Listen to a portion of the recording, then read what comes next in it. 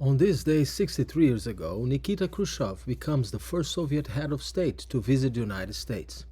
During the next 2 weeks, Khrushchev's visit dominated the news and provided some dramatic and humorous moments in the history of the Cold War.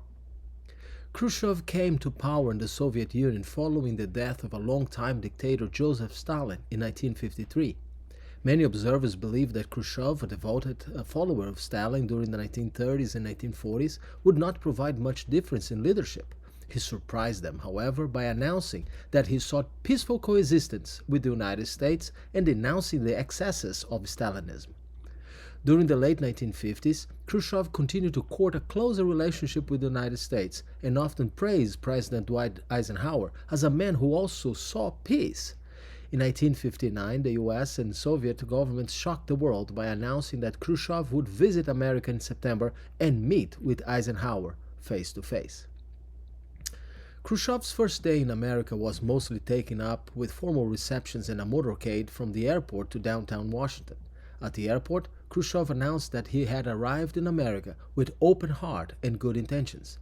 The Soviet people want to live in friendship with the American people.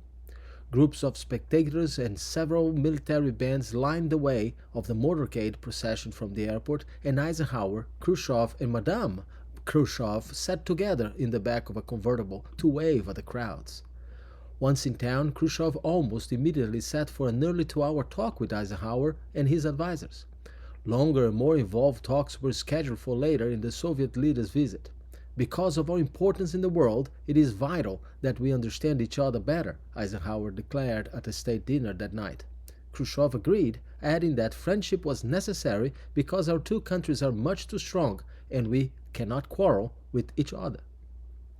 Despite the cordial spirit, America and the Soviet Union will remain for the next decades immersed in fear of each other's capacity during the period of the Cold War. Humans have a problem trusting other humans. That is also a consequence of sin. The Bible says in Ecclesiastes 3:5, "Trust in the Lord with all your heart, and lean not on your own understanding." Do you want to trust the Lord today? May God bless you.